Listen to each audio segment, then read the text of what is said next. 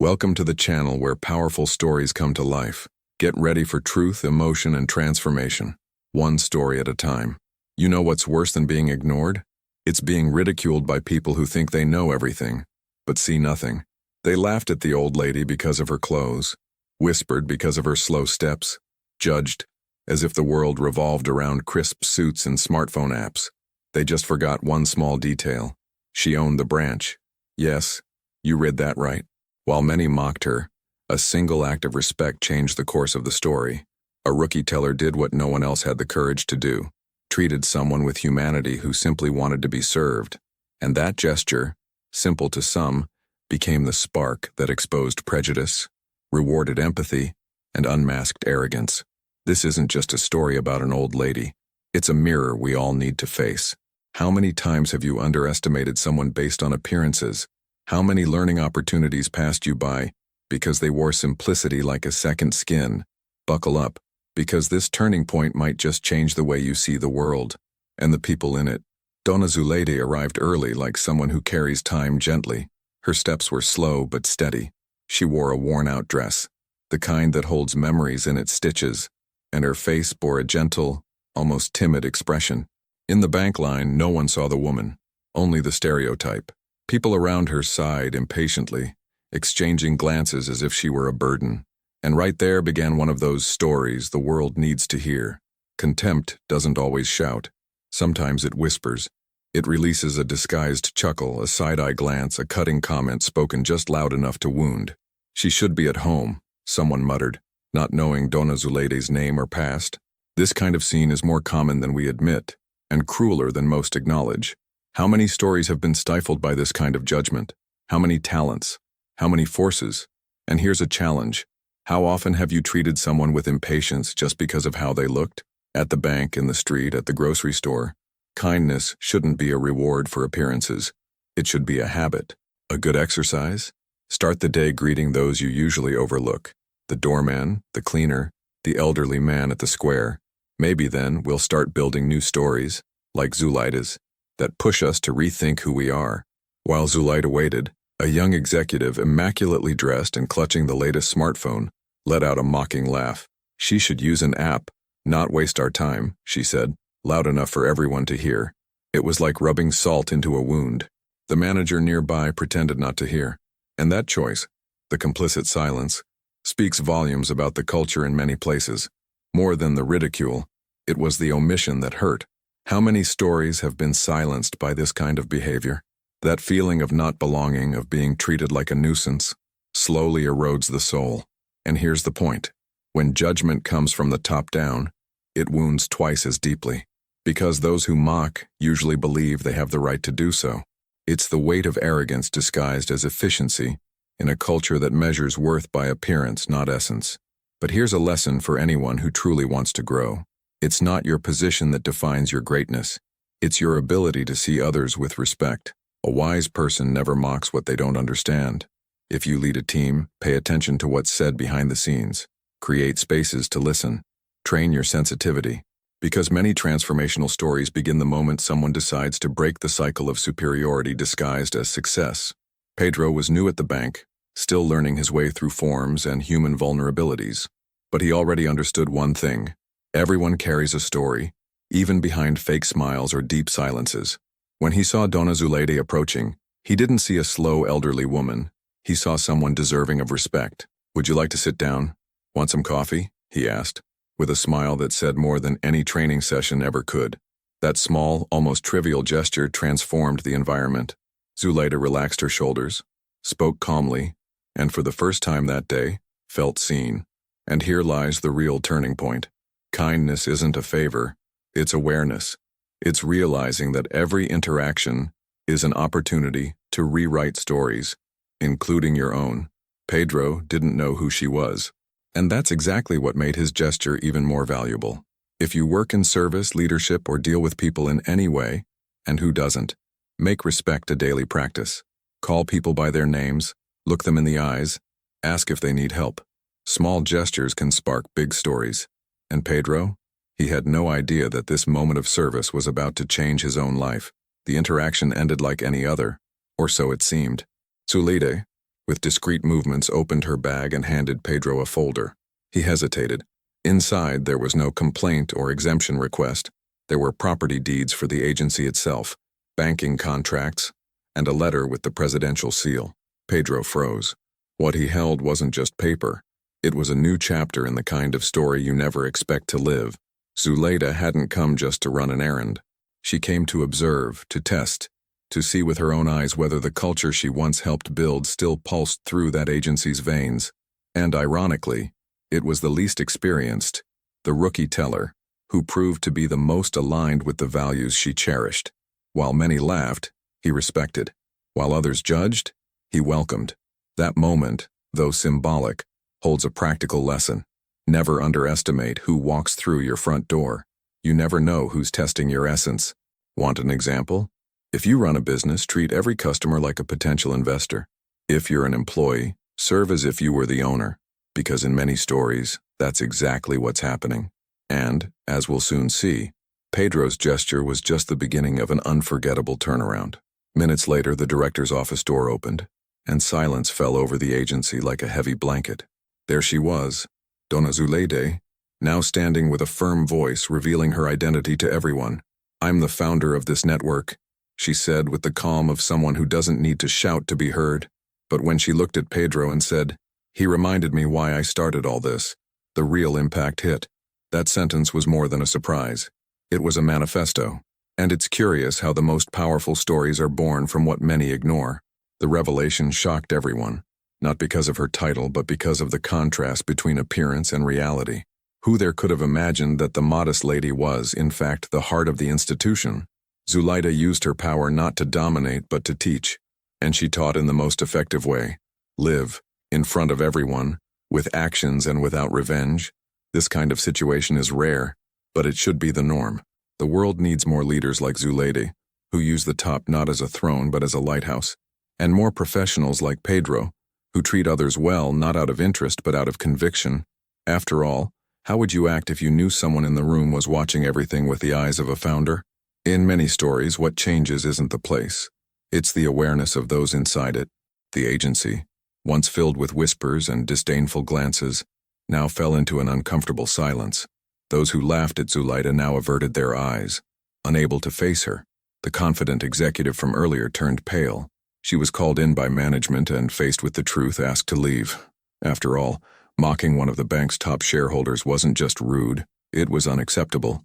A public lesson, with no insults, but with surgical weight. The manager, who had stood silent from the start, didn't go unnoticed either. His omission was noted and addressed. Reassigned to a smaller branch, he learned that doing nothing is also a choice. And choices, in stories like this, carry consequences. Zuleide didn't yell, didn't humiliate, didn't point fingers. She simply let people's actions reveal their true values. And that, my friend, teaches more than any sermon. If you lead, stay alert. Complicity is a silent poison. It's not just about who speaks, but about who allows. In your company, in your team, even in your family, what are you letting slide? Sometimes there's no need for a harsh word, just consistency and action. And there, in that space turned toxic in minutes, a new seed began to grow, and in the next step, it would bear unexpected fruit. Pedro, still stunned by what had just happened, was called back into the director's office. But this time, not as a regular employee, but as the protagonist of a new chapter. Zuleide, with the same warm smile from earlier, now handed him a handwritten letter. Inside, the announcement of his promotion to regional assistant manager, not out of flattery nor luck, but for doing what was right when no one was watching. And this is where many people get it wrong. They think kindness is just about being polite, that treating others well is optional. But in the greatest histories of growth, what matters most is how you act in the details. Pedro was recognized because he showed humanity before knowing who Zuleide really was. And that is the true essence of leadership, acting with integrity, even when no one is watching. As the old saying goes, character is what you do when no one's looking. Beyond the promotion, Pedro received an executive development course, a real investment in his journey. And this serves as a reminder to all of us. Grand opportunities are often hidden in small gestures. If you want to grow in your career, don't wait for the spotlight. Create value behind the scenes. because that's where the most authentic histories begin. And for Pedro, this was just the beginning of a turning point far beyond titles or salaries. From that day forward, the agency ceased to be just a place of financial transactions and became a national benchmark for respect and inclusion. Not because of a marketing campaign, but because the transformation began from within. Meetings were restructured, leaders were trained, and the focus shifted. Now, every employee was encouraged to treat everyone as if they owned the bank. Because deep down, in many histories, they do. Monthly empathy training sessions began across all branches. They were dynamic, experiential, with simulations that put employees in the other person's shoes. And Zuleide's quote, engraved in golden letters on the reception wall, became a mantra: treat everyone as if they own the place. Because one day, they might. It was no longer just a nice phrase. It was a new philosophy, a daily invitation to awareness. And if you think this only applies to big companies, think again. Whether it's a hair salon, a bakery, or a doctor's office, the principle is the same. The way you treat those who seem insignificant reveals the size of your culture. Want a simple example? Put out a suggestion box and actually read what people say. Sometimes the most valuable histories are born from anonymous criticism, and it was by following this exact path that Dona Zuleide took her next step. As discreet as ever, she made no announcements. She simply continued her anonymous visits, not just to her own bank network, but to other places too. Hospitals, schools, street markets, public transport. Her gaze didn't seek luxury, it sought humanity. She wanted to know whether that spark of awareness ignited at the agency was spreading or had died with the applause. Because the histories that truly matter don't need a stage. They need continuity. On one of these visits at a school in the outskirts, Zuleide met little Gabi, a 9-year-old girl who wrote letters of encouragement to the cleaning staff. The school had no idea. It was Zuleide herself who showed the principal, visibly moved. This is culture. This is the future, she said, holding one of the letters. With tears in her eyes, she invited the girl to visit the agency. You have a lot to teach us, Gabi. And that's how the program, Small Voices, Big Lessons, was born, an initiative that brought children from public schools to share their histories within companies. Not to entertain adults with rehearsed speeches, but to remind leaders that a child's view, free of prejudice, has much to teach. Zuleide believed the corporate world needed to listen more, listen with the heart, and that a child knows how to do well. Meanwhile, across the bank branches, the results began to appear in unexpected ways. Employee turnover rates dropped, long-time clients returned, and complaints fell so drastically that the customer service team was reassigned to support social initiatives. But the most impressive result was the spontaneous emergence of histories, notes left on desks, flowers delivered in silence, small gestures that became powerful signs of transformation. There was one remarkable case. A newly hired employee from a small town called his mother and said, "Mom, here they treat even the security guard like a manager." The recording went viral internally. The audio circulated in company groups and became a symbol of what was being built. A place where everyone feels seen, where name tags weigh less than kindness, and where histories don't stem from status, but from behavior. Zuleide watched it all from a distance. She preferred it that way, but her presence was felt. In every wall with the golden phrase, in every meeting that began with a moment of active listening, in every history of growth shared during staff circles, and of course, in the eyes of those who once ignored, but were now learning to notice. Because that's what histories do. They teach without needing to shout. In one of those conversation circles, an intern raised his hand and said, "I never thought I could change the atmosphere of a place just by listening to someone." He shared how he stopped to talk with an elderly client who seemed confused. What was supposed to be a 5-minute help turned into a half-hour conversation about nostalgia, family, and purpose. In the end, the man left smiling. And the intern learned that sometimes listening is more valuable than selling. This kind of experience began to be valued. The bank created an annual award called Stories That Inspire, where the most touching histories lived by employees were shared and recognized. Not with bonuses or gifts, but with applause, public recognition, and space to tell how each act of listening, patience, or compassion had a real impact. The ceremony was simple, but moved more people than any ad campaign ever could. And the most beautiful part? Other institutions began replicating the model. Schools adopted the Empathy Minute each morning. Clinics added boxes labeled, "Share your history here." Bakeries put up signs saying, "Here the customer is more than a number." All because someone who was once ignored in a bank line chose to turn pain into action, silence into initiative, and disdain into legacy. Today, when people ask who Dona Zuleide was, many associate her name with the wall, quote, the Story Awards, or the shift in banking culture. But those who truly knew her say something different. She was a mirror, a living reminder that all of us, at some point, will be judged by how we appear, and that real power lies in surprising people with who we are. And if you've made it this far, you might already understand what this means. This isn't just a story about respect or service. It's about responsibility, about realizing that histories aren't in the past or the future, they're happening now, at the supermarket checkout, the school gate, the waiting room. And it only takes one gesture from you for the next great turning point to begin. So, when you come across someone the world insists on ignoring, remember Zuleide. And more than that, remember what you can do, because at that moment, you might just be the turning point in someone else's history. Despite all the national and even international attention her history generated, Zuleide never let herself be seduced by the spotlight. She refused talk show interviews, declined magazine covers, and gently turned down million-dollar biography deals. To her, the essence of what happened couldn't be confined to a bright studio, nor sold in chapters with a happy ending. Her commitment was not to fame, but to collective awareness. So she chose to return to anonymity, not to hide, but to act. Wearing the same simplicity as always, floral scarf, wrinkled dress, worn shoes, she began visiting bank branches at random, as just another customer. No bodyguards, no heads up, no revealed identity. The goal was simple, yet profound. To observe, to understand without filters. Whether that wave of awareness had borne fruit, or was just a media spectacle, the answers came in fragments, in sincere smiles and impatient glances, in warm service and in long, ignored waits. Each place, a new history. At a branch in rural Maranhão, Zuleide was greeted with such warmth it brought her to tears. A young teller, newly hired, not only served her with patience, but held her hand at the end and thanked her for the visit, without ever knowing who she was. Zuleide cried, truly cried, for the hope that still exists, for the real possibility that something had changed.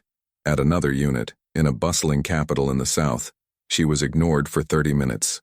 Sitting alone, she watched employees come and go, overheard their side conversations and muted laughs, until, with the calm authority of someone who doesn't need to raise her voice to be heard, she asked to speak with the manager.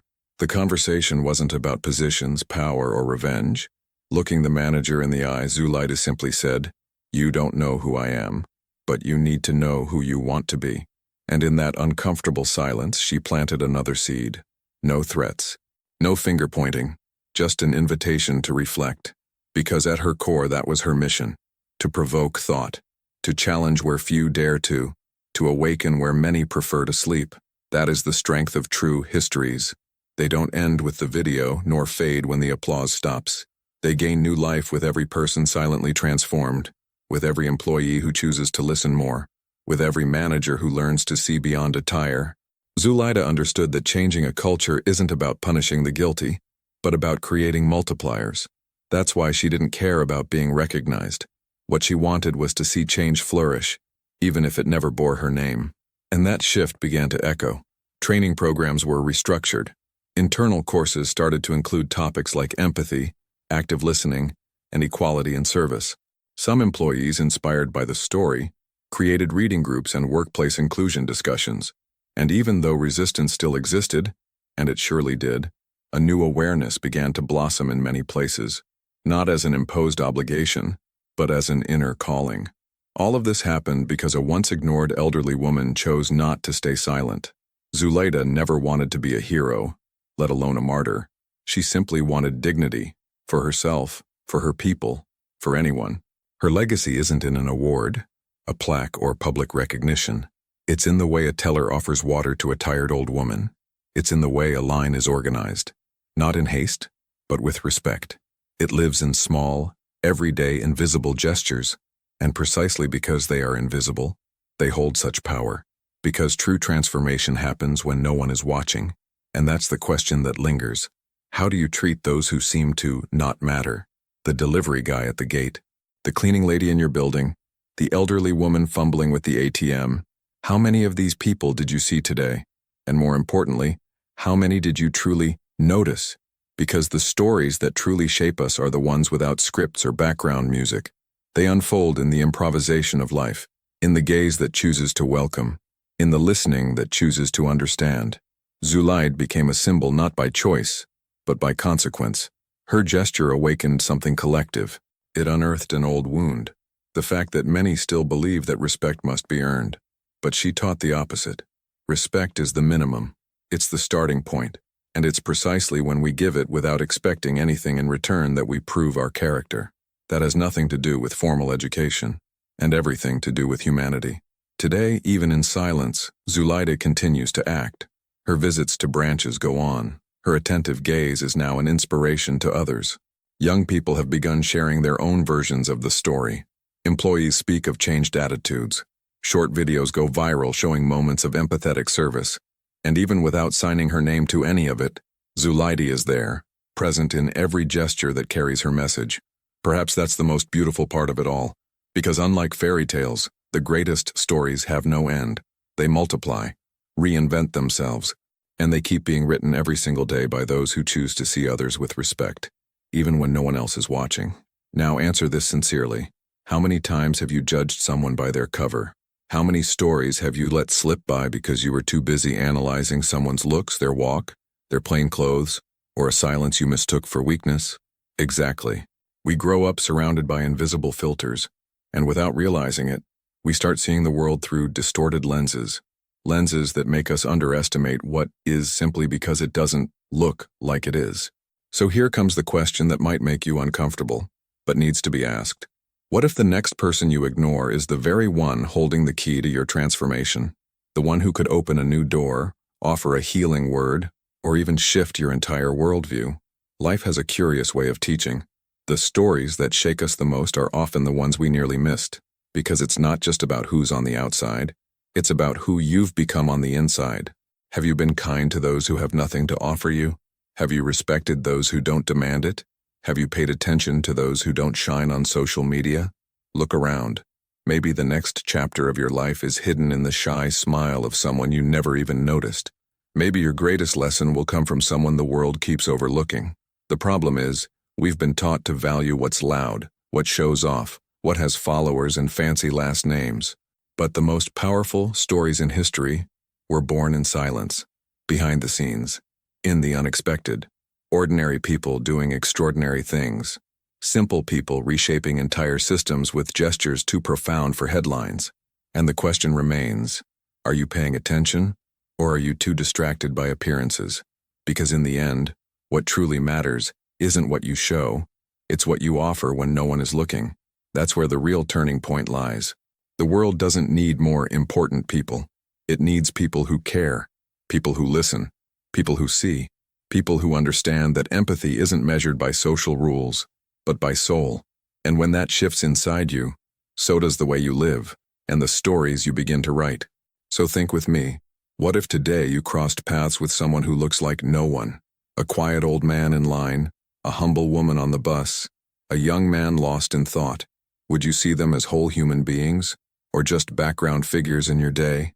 Because believe it, many powerful people entered someone's life like that, in silence, and turned their world upside down, for the better. And the craziest part? True transformation doesn't begin with fancy speeches or big projects. It begins with a simple choice, to see, to welcome, to respect. These quiet decisions write the loudest stories of tomorrow, and most of the time it all starts when you choose to be kind to someone the world chose to ignore. If this reflection stirred something in you, that means there's a shift asking to happen. Don't ignore that call, because every time you choose to act differently, you plant a new mindset. You break cycles, you inspire, and more than that, you create room for new stories to be born. Stories of empathy, of fresh starts, of learning. Stories where respect is the starting point, not the reward. And it might seem small, but it isn't. A listening ear can save someone from the edge. A smile can reignite the hope of someone who had lost it. A single word can flip the switch on an entire life. And it all starts when you understand that every human being is a story waiting to be read, with patience, with care, with heart. So here's the invitation. Turn the key. Don't wait for a scandal, a tragedy, or a plot twist to understand the value of the person next to you. Start now. At your job, in your family, at your favorite coffee shop. Choose to see the other. Choose to respect before demanding respect. Choose to be a bridge, not a wall. Because the more you open yourself to others, the closer you get to who you truly are. And if you've made it this far, maybe this is your turning point. The moment you decide you'll no longer ignore precious stories hidden behind ordinary appearances. The moment you realize that you can and will do things differently. Because it's not about changing the entire world all at once. It's about starting with your own attitude, the way you treat others. The awareness that every encounter is a chance to change someone's path, including your own. Now tell us in the comments, what was the greatest lesson this story taught you? What idea keeps echoing inside? What change do you feel ready to begin? Write it down, share it, and most importantly, subscribe to the channel, turn on notifications, and stay with us. Because here, we don't just tell stories, we awaken awareness. And if you thought this was just another inspiring video, let me tell you, it's a mirror, a call, a reminder that the next big change in the world might just start with you.